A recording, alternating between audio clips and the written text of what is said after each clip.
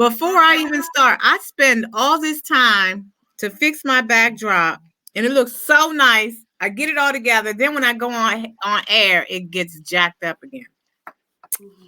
Hey, Drives me Paris. nuts.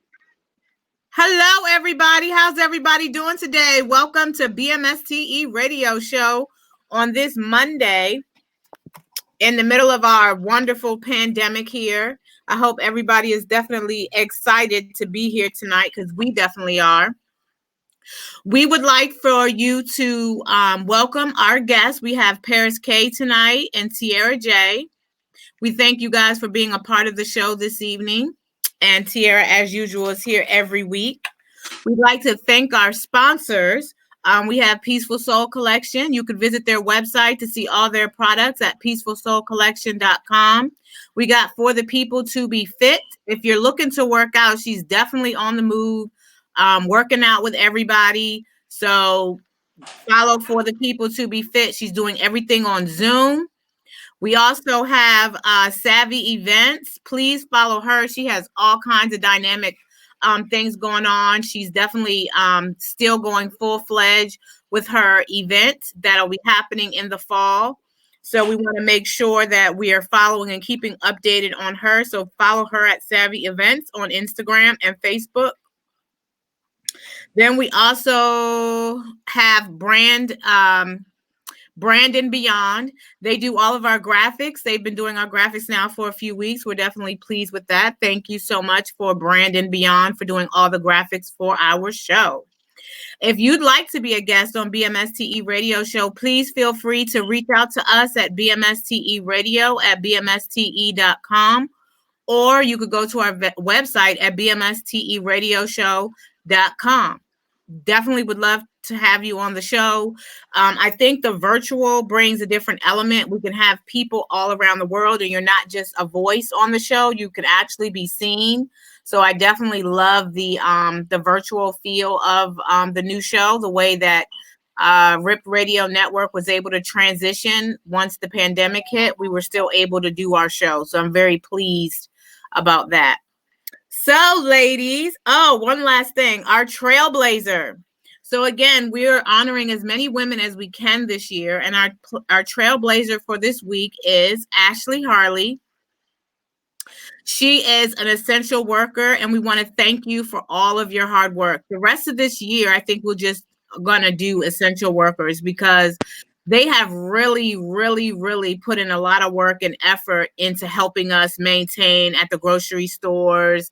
They've been putting their lives on the line. A lot of our first responders have not been able to be with their families. So we definitely want to thank them for all of their hard work that they have done. So we had Ashley Harley as our trailblazer for the week. Thank you, Ashley, for everything that you're doing. All right. Now that we got all that stuff out of the way, how are you two ladies doing this evening? Tierra, you want to go first? Introduce yourself. Tell the people how they can find you. Hey, everybody. It's Tierra J. You can find me on Facebook at Tierra Johnson, Instagram @Tierra J, Twitter at the Tierra J brand. If anybody is looking for consultations on how to purge their closet, I am taking virtual consultations on that. In my book, you can email me anything that you need as far as branding and building your business is concerned at partnerwithtierraj@gmail.com. Awesome. And Paris K, our special guest for the evening. Please introduce yourself and tell people how they can follow you. Hi, my name is Paris K. I am a finance blogger, a podcaster, and you guys can find me on Instagram at FinanceT. Awesome.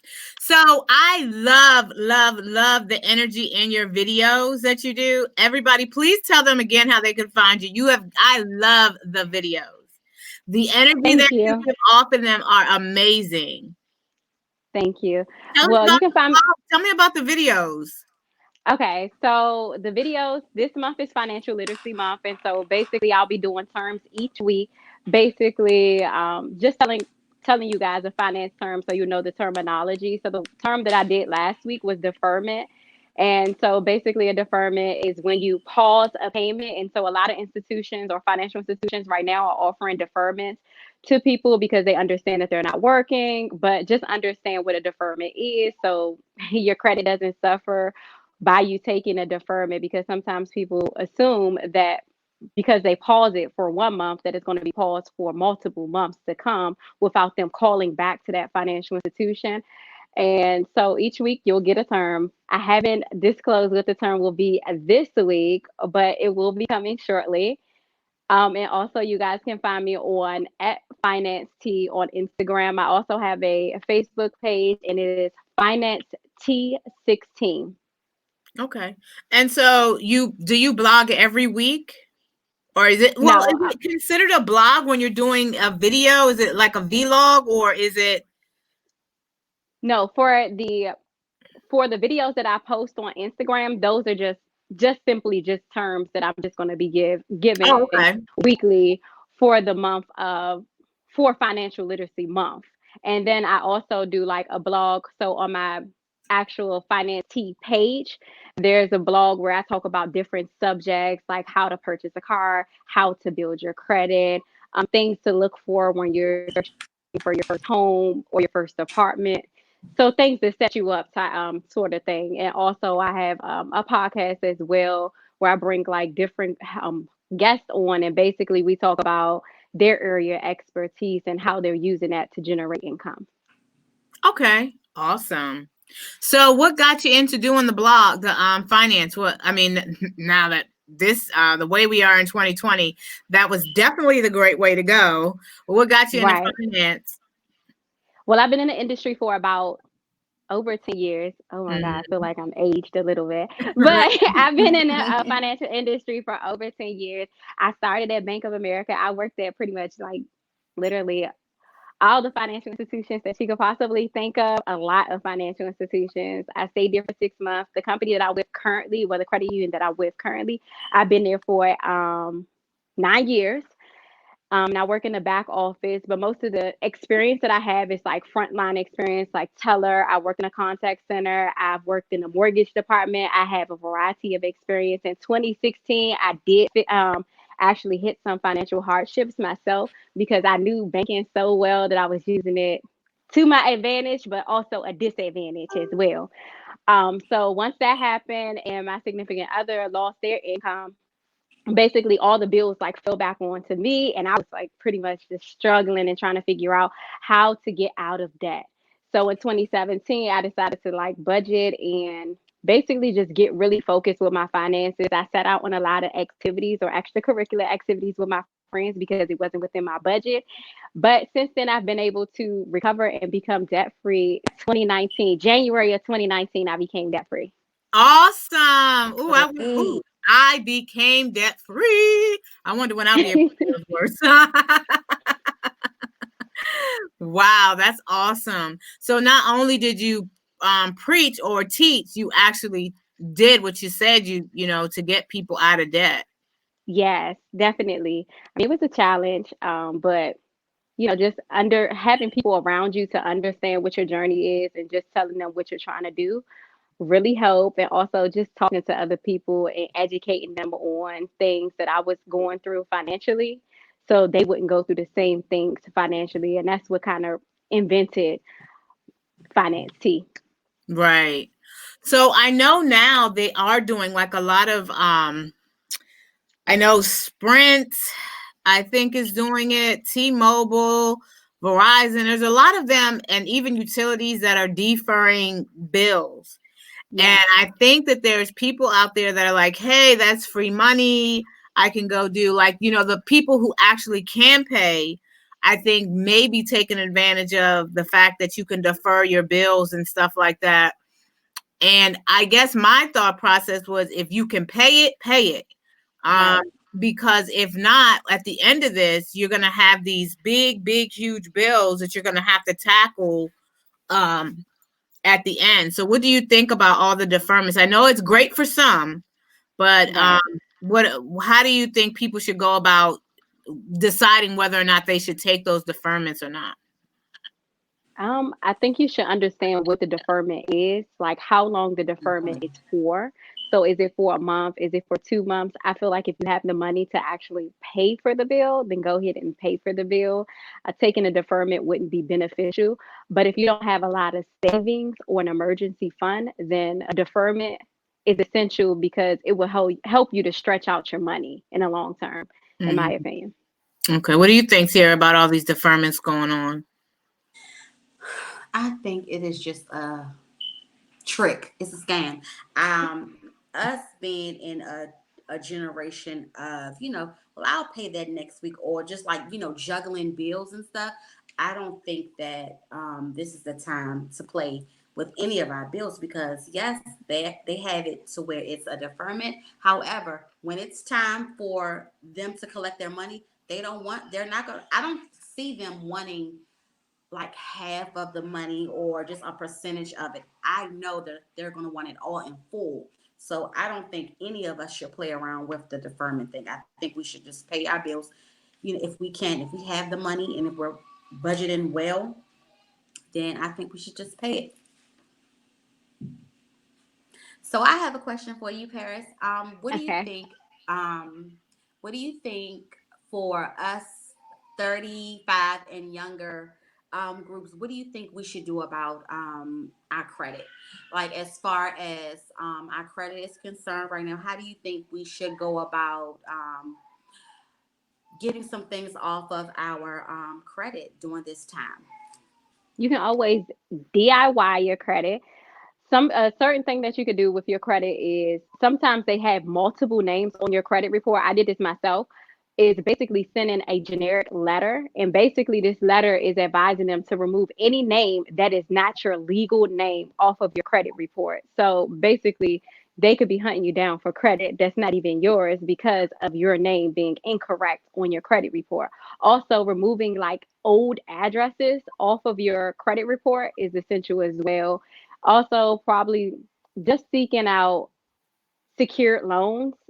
If not a secured loan, you can also consider doing like self lender, which is a secured loan as well. But you do have to pay a fee to get that secured loan, and that helps you build your credit. But when you're paying on it, so you're paying on it just like it is a loan, and so you set the amount that you want to have for that particular secured loan. So let's just say figuratively, you say $500. So each month you would contribute to it each month. And then after it's over, after you've satisfied it and you paid it off, they're going to send you a check in return to say, hey, you've paid it, you paid this loan off, but you've also been building your credit while saving money at the same time. So it's a catch. It's like a win-win situation type of thing. You get the best of both worlds. You get to save money and you also get to build your credit at the same time.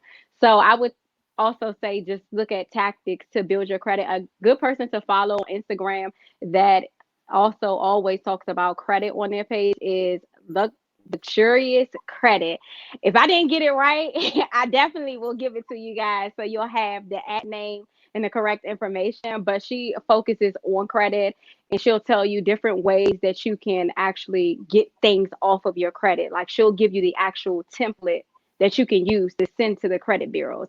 And this is a good time to get the credit bureaus because they don't have enough staff to fulfill like removing those disputes. So they just gonna be like, okay, remove, okay, remove. They don't have any time to verify the information and see if it's inaccurate or not. So Okay, that's awesome. Budgeting. Good stuff. Budgeting. Oh my goodness. I know that there's a lot of individuals who'll say, oh, I'll just pay that next week because I get paid next week. And I'm going to go and buy me $400 tickets to, or buy a big old purse or buy a lot of things that they really could not necessarily, they shouldn't be buying because they really don't have the money to buy. right. But according to budget, sometimes if you create your budget wrong, it could give you a false sense of security in what you actually have disposable. So, how do you Right. suggest people set up budgeting? Well, I'm a very old school. I keep it very traditional. I am a pen and paper type of individual. A lot of people like to utilize like Excel spreadsheets.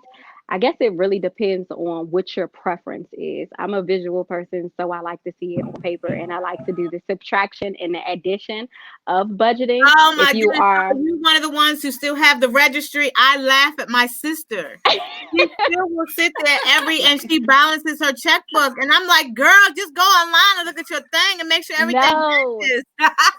no, that works for real. Seriously, the registry really works. Like I literally will write down my bills, and if my account, so I have two checking accounts, and so why I have two checking accounts? One account is just simply to just take in income, so just for my direct deposit, and then the second account is for like ACHs, and so that's money that's directly taken out of my account. So I Mm, have it set up where I send over the exact amount that is supposed to be debited out of my account. So that's how I Mhm. balance my checkbook each and every month. So that helps me out a lot. So when I'm going down my little budget book, I'm like, okay, did this $50 go out? Did this one time I had it where my electricity bill came and it was $300. And I was like, why is my electricity bill $300? And I called them. I was like, I know I paid this bill. And I went back to my book. I saw that I had transferred the funds over to the account, but it never debited the account. So, I Mm. mean, that's why it's so handy to have that book because you can reference it, you can check and balance yourself. So, I think it depends on your preference as far as budgeting. If you are Excel type of person and you know how to use the budget tools in Excel, then it could be very useful to you. But if you're, very old fashioned like me and you like to write it down, then stick with that.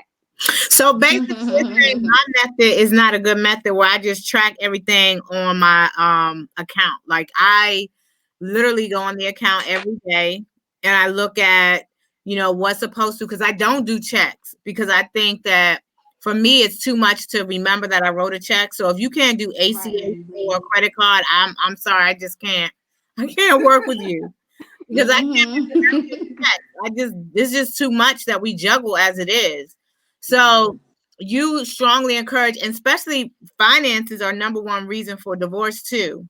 Yeah. Yes, So learning to come with a budget with a significant other is also very challenging. I agree. So Mhm. I feel like that you should have a direction for your budget. Like you should know how much you want to save each month. Number one, if you haven't saved at all, you should start little. So start with at least 5%. Most people tell you to save at least 20% of your income. But I'm telling you to Mhm. start small so it doesn't seem like a significant amount is coming out. And if you don't have the discipline to save money, consider like applications like Digit that do the saving for you. So they're basically watching your spending habits, and as they watch your spending habits, they actually put the money away for you in a savings account on the opposite side. So you won't even be able to touch it. Out of sight, out of mind. It's just like your taxes. They take it out of your check. You don't remember that it's even taken out. Mhm. So that's a good principle to have when trying to save. And when you're thinking about saving or like budgeting with a significant other, I feel like couples should sit down and have a meeting monthly so they can understand what bills are being paid each and every month. Because sometimes in a house, it's one person who takes care of the bills and the other person doesn't know crap about what's going on. So when that person becomes sick or ill or something, God forbid, happens to them, they're like, I don't know what bills. I don't know what This to person's do. credit is being affected. Guess what? All the Yeah. bills were based upon just that one person's income. This person can't even take care of the bills for the other individual because they don't have enough income to even support it. So you need to understand what your household is able to support. That's a good one. What do you That's a think? good What one. do you think are wise things for people to do with this $1,200 stimulus that's coming out? And I think I'm almost sure that a bulk of everybody's money is going to go to food. Like I may have cut out a lot of extracurricular stuff. Like I'm not going out to eat. I'm not doing a lot of things, but I can say that I have spent a lot on food. Yes. Things that you can do with your $1,200, I would say the first thing would be create an emergency fund. If you don't have an emergency fund, now is the time to create an emergency fund because Mhm. now more than ever, people need an emergency fund to kind of lend on. If you don't have that and you want to invest your money, consider opening like a certificate. That's the the least risk. You don't have to know a lot about certificates, and you can set up different terms for your certificate. And banks have different types of certificates that you can open. Some certificates, once you put that lump sum in, you cannot put any more money into it until it actually matures. Whereas some certificates, you're able to add to it each and every month if you wanted to. So that's the incentive, and you will never lose your principal amount. So if you start with $100 and you decide you want to close it out next month, you're just going to suffer what the penalty is, which would be the interest that you've accrued on that actual certificate. So you'll never lose your principal amount, which would have been the $100 in this particular example. And then also probably opening up a money market savings account if you don't want to start the emergency fund. A money market account gives you the benefits of a checking and a savings account. So it works just like a savings, but you're able to write checks off of it. With a savings account, you cannot do that. So you get the best of both worlds with a money market account, and then you would get higher interest on your funds. A lot of times I tell people to apply the rule of 72. And the rule of 72 tells you how long it will take you to double your money depending on the interest rate that you're accruing on that particular account. Like the ongoing interest rate right now for a savings account is like 0.08, which is nothing, which is going to take you eternity to actually make a return on your money. So it's always good to find an account that is offering higher interest. Okay. And then that's good for those individuals who kind of would have some flexibility. But what about the ones who are sitting at a table and electric bills overdue, the gas bills overdue, rent's overdue, car insurance is overdue. All these bills are overdue. You have $1,200 plus whatever they're getting you for unemployment. Kids are home all day long. Your food bill has gone up. Your electric bill is going up because everybody is in the house. Nobody's leaving out the house. Yeah, some entertainment bills. It's like some of the bills, and you have all this stuff and not enough resources. How would you direct those families to figure out, where do you start in that big old mess? It's like no matter how much money you give, you kind of feel hopeless and lost, and that the $1,200 isn't nearly going to be enough to keep some people out of serious financial trouble. So how would you direct a family who may be overwhelmed with the outstanding bills and having to defer? How would they bring all that together and figure out what's the best thing to pay with the money? I mean, I would say strategizing, like sitting down and actually seeing how much money is coming in and how much money needs to leave this house. Like, how much are you spending on average on your groceries? We would need to know that.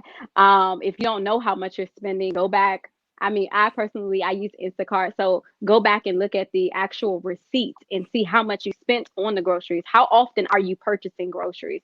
So you can calculate what you're spending the money on, because you need to see everything to see what bills maybe you need to consider getting deferments on.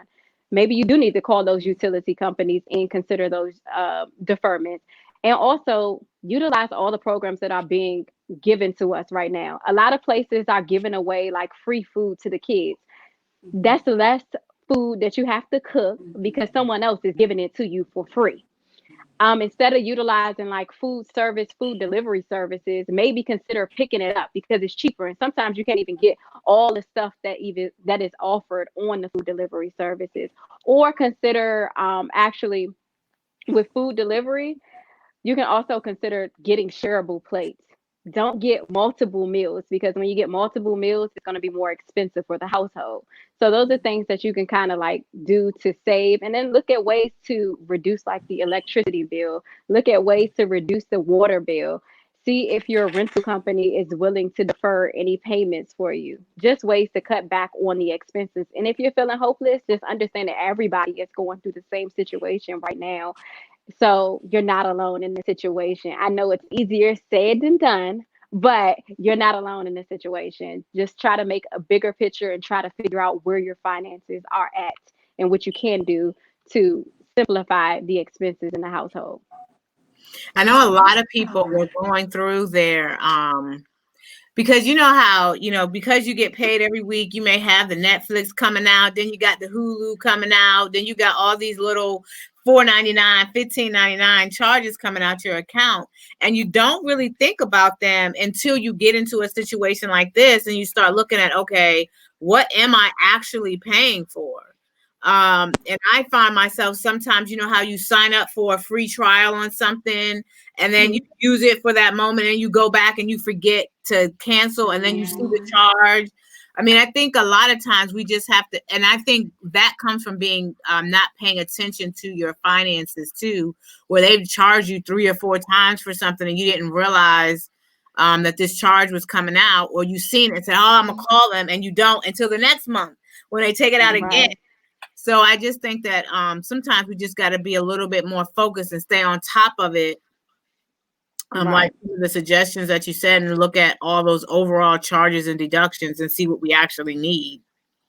Exactly. And if you haven't used it in at least 2 months, then cut it off. Or just consider like putting it on pause.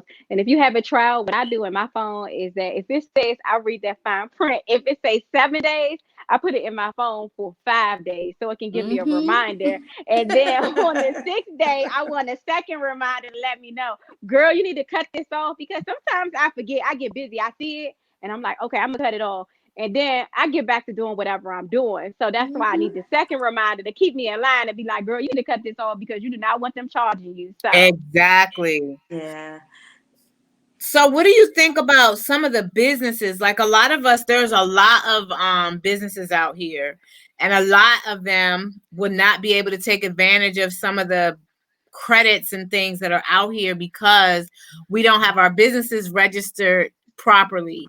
So what advice would you give to people now? Because, you know, we have to figure out how to do things the proper way. And when you try to tell people, it's like you can't get any credits because your business is not registered. So how are you going to apply for any of these grants and things like that if your business is not really recognized as a legal business entity?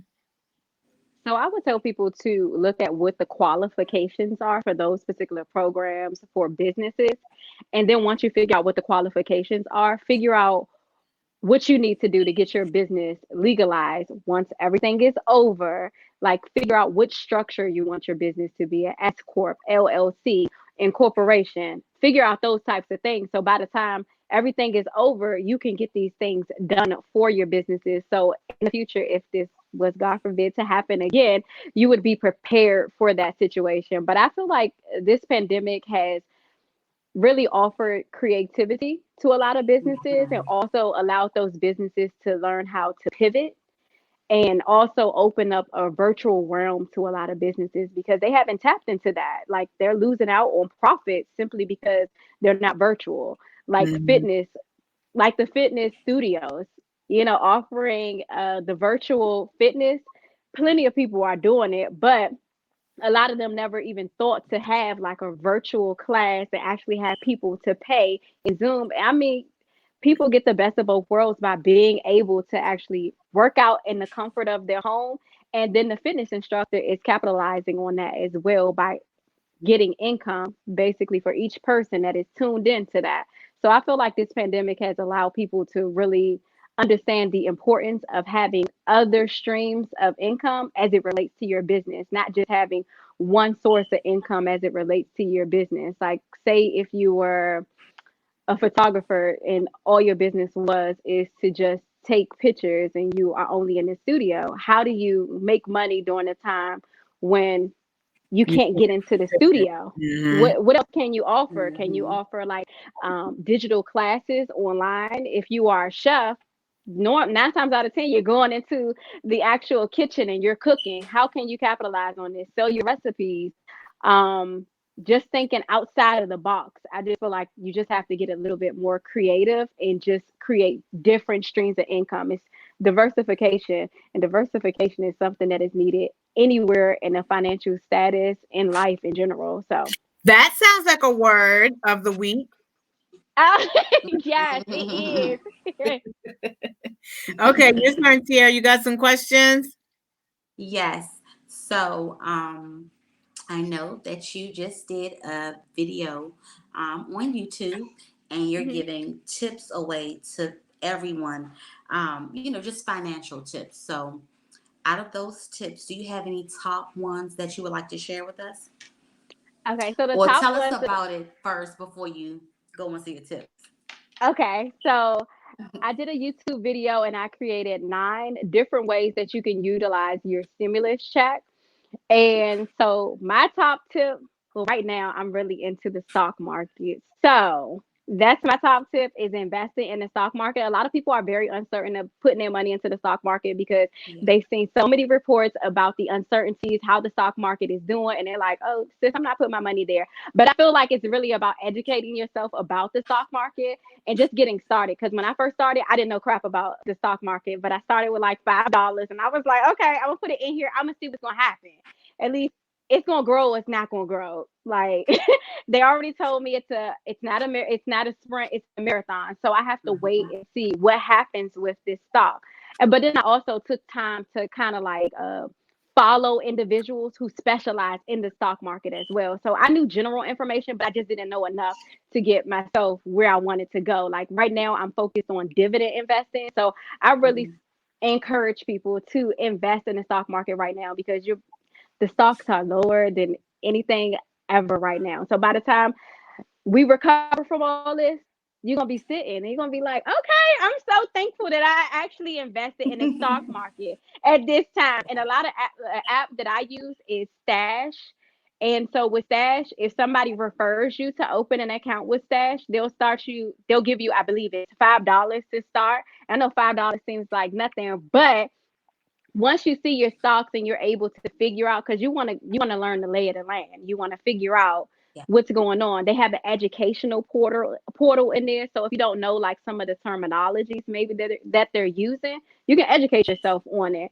And then also I follow this guy on Instagram, Wall Street Trapper. And so when he was incarcerated, basically he He just is so focused on, good. yes, he just I really, love him. What is his yes, name? Wall Wall Street. under Wall Street Trapper, but his Instagram is Wall_Street_Trapper. And the way that he simplifies just the stock Mm-hmm. market and everything will make you want to invest. Okay. So it's understanding the players, like how he breaks it down to say understanding who the players are in the stock market is so. I'm going to tell you this, all the stocks that he has recommended for me are doing amazing. Okay. So Mm-hmm. Mm-hmm. the proof Me is in the too. pudding. And he breaks it down like what the ticker code is, how much the stock is, how much the stock was during this time, how much the stock is right now, like how much you're saving by investing right now during the pandemic. So it's worth the follow. That would be my first one would be investing in the stocks. You can invest with Stash, you can invest with Fidelity, you can also invest with M1 Finance. M1 Finances has no fees. Stash, there is a subscription fee. Fidelity, I am not sure. I have my 401k with them, so I'm not sure if they charge me a fee or not. I'm gonna have to check into that one. 401ks are dropping. I am losing money in my 401k like crazy right Mm. See, I know Mm. everybody don't look at their 401k right now, because now. then you're gonna I'm Oh get gonna my check it worried. out. God. It is horrible. Oh But my then you God, get my worried, accountant and just sent me a message. I gotta talk to him tomorrow. don't take the money out. This is what I No, say. no, If you're no, not no, playing, no. if you I'm gonna don't. just talk to him. Oh, okay. If you don't plan on retiring within the next 5 years, then I feel like you shouldn't be worried about your 401k because it's going to recover. What goes down must come up. That I'm a thing firm is going believer down of a little that. bit too far. Like all the little bit of money that the company is giving. But I will say this: it is all my matched money is what I'm losing. Right. So, Oh. and that's free Mm-hmm. money, but at the end of the day, I feel I like want my coins. it's going to recover. Look, I promise it's gonna recover. I looked at my account and I was like, why would I do this? I tell people all the time, don't look at their account. And I was like, Jesus, like it really drastically dropped down. But then I have been seeing increases in my Yes, 401k. yeah. And because the stock market is slowly moving back up. So I'm like, okay, look at that. But I go in there to look at that because I'm trying to invest my money as well. So I have to look at my 401k. It's not like I can just shield it out and not look at it. And then the second thing I would tell people to do is probably invest their money into real estate. Real estate is still on Yes. and popping right now, very much alive. Realtors are still making sales. They're still closing on these homes more than ever. I've heard people like closing on homes like right now, especially with the interest rates being super low. So you can invest with as little as $500 with a company called Fundrise, and I invest with them as well. And my investment is not suffering.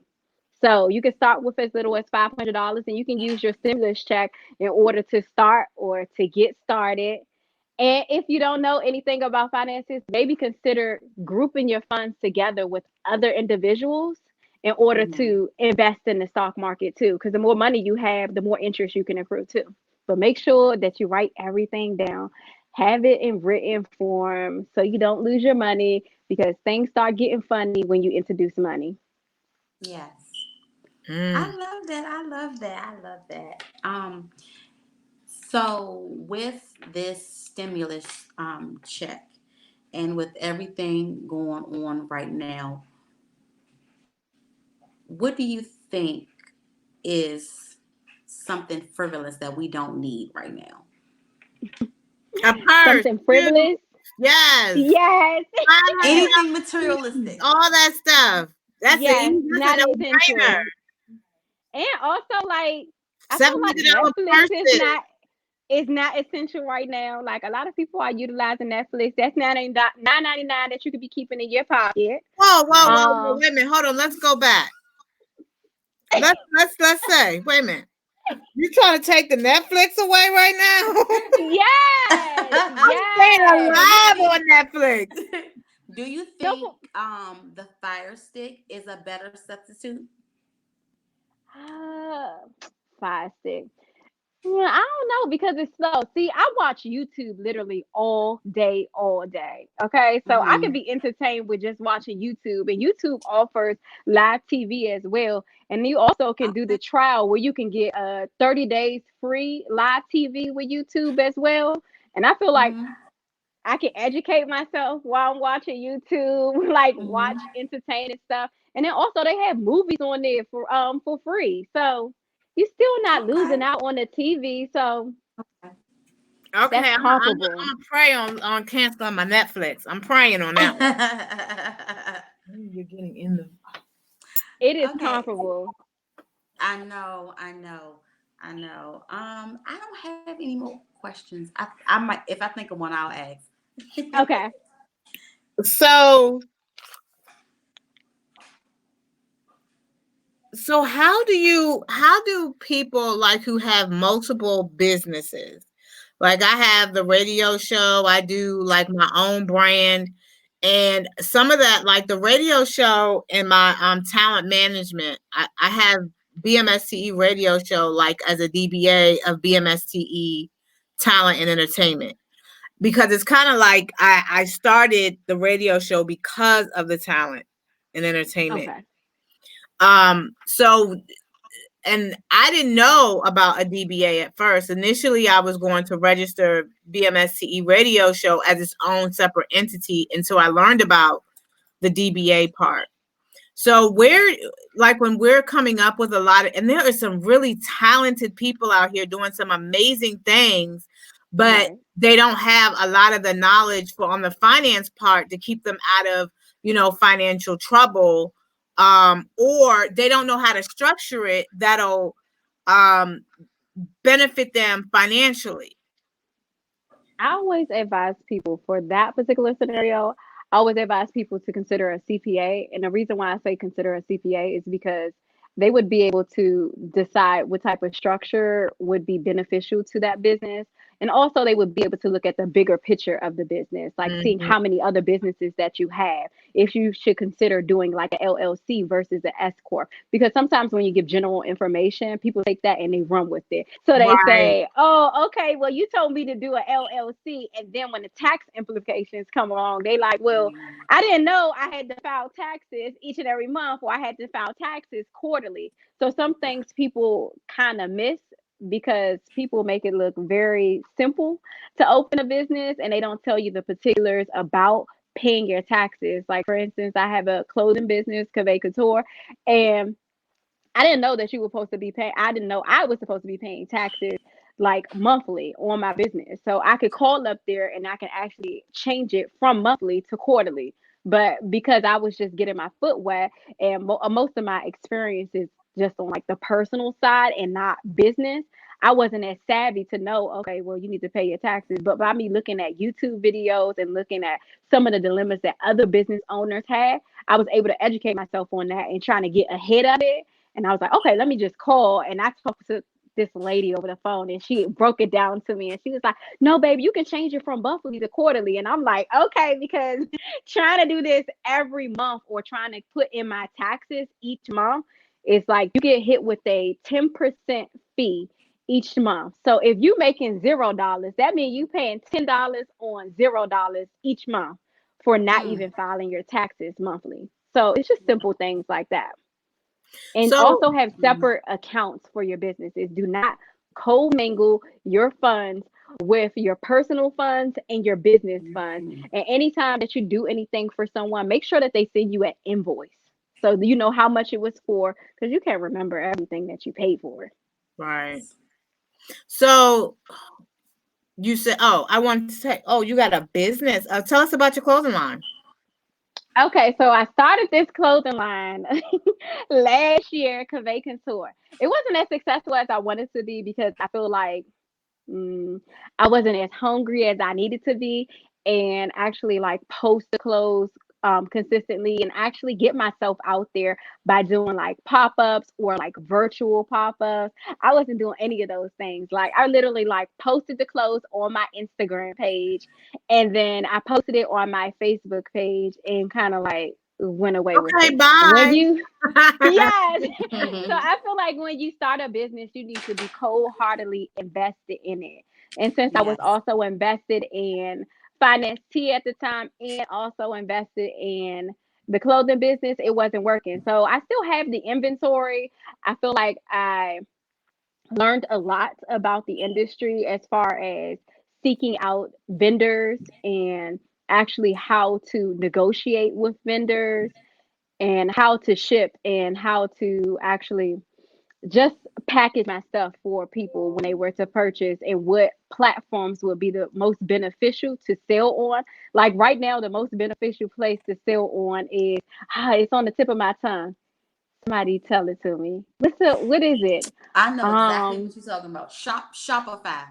yes, that's the best one. Literally, if somebody on your Instagram page, they can hover over it, see what the price is before even going to your page. Like that's simple enough. I can see if I can afford it before I even go to your page. So, and Yeah. they also have a drop ship. They offer drop shipping for you. So basically, you can send them your inventory, and they'll send the inventory off for you as well. So that's good. And you can also buy businesses on there, like people that already have successful businesses on there. You could buy it. So I feel like I learned a whole lot by having Cave Couture, but I feel like it did not excel as I wanted it to. So But it's okay. are you going to continue to try to make it grow, or are you like, get rid of the inventory and you're done? You tried it, it was I there. feel like I'm still keep it because I already have an LLC for Cave Couture. That was my first business that I made official. I've had plenty of businesses. If you ask me where all my money goes, it goes to like literally trying to launch a business. Okay. It gets Yes. addictive, doesn't it? Definitely no. It gets Huh? addictive. It gets addictive. Yes, Yeah. it is. Because once you see one thing, you're like, okay, I mastered this. Let me go into something else that I want to do. Yes. I So agree. definitely That's get that. me all the way. So with Cave Couture, I feel like I am going to do it again, but that's after I get Finance T where I want finance to be. Right now, I'm currently in school. I'm taking 3 classes right now. So statistics, writing, and also building wealth class. So I need to devote all my time to just focusing on finances and finishing my bachelor's degree in order for me to Yes. become a certified public accountant because you need your bachelor's degree in order to even take the test to become a CPA. Wow. I My said I was mom's going a to go back to CPA, school to so I finish get it. mine too. I got my associates a couple years ago, and I said, I'm going to go ahead and finish. Took me And forever I to know do that that. statistics is kicking your butt. I It hate is. statistics. It is horrible. Statistics, I Oh, know it's kicking your butt. Oh my God. You be like, Yes. really? Really? Like, what is this? Yes, I had to take a break the other day because I was just like, oh my God, I'm really overwhelmed. I don't understand. Yeah. It's funny because I'm in finances, but I really hate math, like with a passion. I hate math. Like when I first Yes. started my finance journey, it was really hard for me to like really buckle down with the budgeting because every time I would budget, I always would be like, Curse, how the heck did you get yourself in this situation? And it's really like a moment where you like really got to speak to yourself, like, girl, you better stay focused. You better do what you got to Yes. do. I know you're overwhelmed. This is challenging. And it's just like, oh my God, I can't believe I was spending so much money compared to how much money I'm bringing in. Like, how was you Yeah. living life, child? So, yeah. I have asked Accounting was myself that another so class. many times. Oh, yeah. yes, Accounting was another class. I could not stand that class. I'm like, oh, me who the too. I heck can't. voluntarily wants to go into this profession? I have no idea. That class was too hard. But once you understand it, it becomes a little simple with the accounting. I would take accounting over statistics any Yeah. day. Me too. Mm-hmm. Me too. Yeah. So I have one last question for you, and it's going to be Okay. really fast. So, say for instance, all your bills are paid right now. You're still working, and like you're working from home, and you just get this check. What would it be best if you invest in a business, start a business, or start putting money away for a home? What do you think? That's a That's hard one. interesting. Right. It is a hard Because question. look, that's why I am right now. I'm trying to think. What should I do? Hold on. Okay. So this is what I would say. How much first of all, I would figure out how much is the business, how much would it start, how much is the startup cost. Then I would be able to see if I would be able to take half of the money and start my business and take the other half and actually save that money for purchasing a home. Since I already Okay. have the goal to purchase a home. Yeah. And then if Yeah. you have a set time as to when you want to purchase the home, basically you have a measurable goal at this point. So you know that I mean, typically when you're a first time home buyer, if you're buying your primary residence, you only have to put down 3.5% if you're going with the FHA loan, or even if you're going with the conventional, because I went with a conventional loan and I still only had to put down 3% of On a the actual conventional total. loan? Yeah. How did you pull that one off? I think it went according to what my credit was as well. So when my lender told me it was still like the 3%, I'm like, huh? He was like, yeah, it's still gonna be 3%. I was like, oh, okay. And I was like, is this not? I wanted to make sure. I was like, is this with FHA or is this outside of FHA? He was like, no, it's outside of FHA. So just think about that, and also don't think about just saving for the down payment. Also think about saving for your closing costs, and the closing cost is typically, so say for instance if your house is 240,000, think about Mm-hmm. 5%. You're going to be putting at least 5% towards closing costs, and closing costs could be your inspection, but your upfront fees are your earnest money, which is the money that you give to your actual lender, well, your realtor, and they give it to their brokerage company to put into an account to hold for you, to let the buyer know that you're serious about purchasing that house. And then also for your inspection fees. So people don't factor that in. They're like, oh, I'm just gonna buy this house and I got the money for my down payment and I had the money for my for my closing costs. But for me, like I didn't get my money out until after I was going to the actual closing table. So I got my money from my 401k. So I say break it down half and half, and also depends on the startup cost of your actual businesses, because some businesses you can start up with as little as 500, and some of them take as much as $1,000 to start up. So Mm, good Great. That stuff. was You have given great. such great information. Is there anything that we did not ask that you feel like the people out there need to know? no, I feel like you guys clicked on every point. of finances and navigating and pivoting of finances. If anybody has any questions, you can always feel free to DM me or send me an email. And I can be found on Instagram at Finance T, and my email address is info@financet.com. And then when does your videos drop? So if people wanted to start following, what day of the, or is it randomly throughout the week that they start dropping, or? Well, with the terms, those are kind of like random throughout the week. I'm trying to aim for Wednesday of each week that I'll drop my term of the week.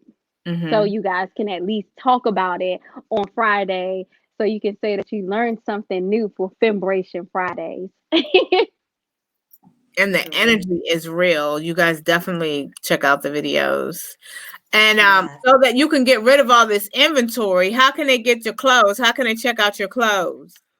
They can find me at Kaveh_couture. And Kaveh is K as in Kevin, E as in Echo, V as in Victor, A as in Alpha, E as in Echo, _couture, but the couture without a C with a K.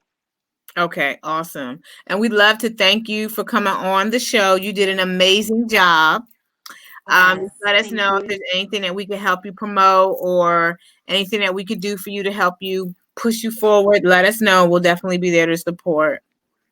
All right. Thank you for having me. Not a problem. Tiara, you want to go ahead and you have anything you want to close out with tonight?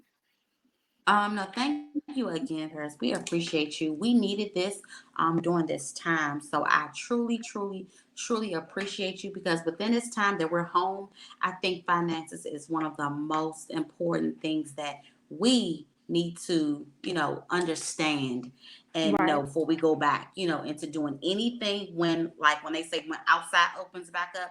We need to be literate on, a few things. And I truly appreciated every nugget and gem you dropped on us today. You're welcome. And how can they follow you, Tiara? I can be followed on Facebook at Tiara Johnson, TIARA, last name Johnson. On April the 25th of this month, I will be doing a free course on how to build your customer base for all my business owners, non-traditional and traditional business owners. So, I'm so sorry. Look, I've known her since high school, so that is what we used to call her. Yes. I'm so sorry. No, you're fine. You're fine. You can jump on there as well. I think it would be great for you as well. That'll be Saturday, April 25th at 12 p.m. Eastern Standard Time. Instagram at IM_Tiara J, Twitter at the Tiara J Brand, and my email for any questions you have as far as building a business, learning how to incorporate and transition your business to a virtual setting. Partner with tiaraj@gmail.com. Thank you. And you can follow me, Benita Spinner, at Benita Spinner CEO on Instagram and Facebook. You can follow the show at BMSTE Radio Show on Facebook, Instagram, and Twitter. Not sure you're going to get a lot off Twitter because I cannot stand Twitter, but you'll see us on Instagram and Facebook. And we also cannot end the show without at least singing happy birthday to Tiara. Oh, God. Friday. So we didn't get to do a whole lot of things on the show, on the air for her. So we definitely are not going to end the show without saying happy birthday. Hopefully she enjoyed her party because she was turned up all by herself in front of her little display and singing happy birthday to herself while she was very mindful of social distancing. Thank you for that, Tiara. And I know your birthday is something that is very special, but you did turn it up. The cake was amazing. I don't know who delivered that to your door, but it was a beautiful cake. Yes, it was so. Oh my gosh, she did her. What kind of cake was it? Look, I didn't get to see the cake. I had a strawberry. The cake was gorgeous, child. And it had strawberries on top, and then I'm so difficult, but she did it. She put a cheesecake inside of my strawberry shortcake. So she did that. Shout out to Slay Cakes Inc. You can follow her on Instagram at Slay Cakes Inc. And I had a DJ. We were all on Zoom. We had a ball. It was so fun. It was like a lit. quarantine. Thank you. All right. Well, I'm glad you had a good day. And we are being told to wrap up. So we will see you guys next week. And we look forward to another wonderful show. See you Monday at 7 o'clock. 7. Bye. Good night.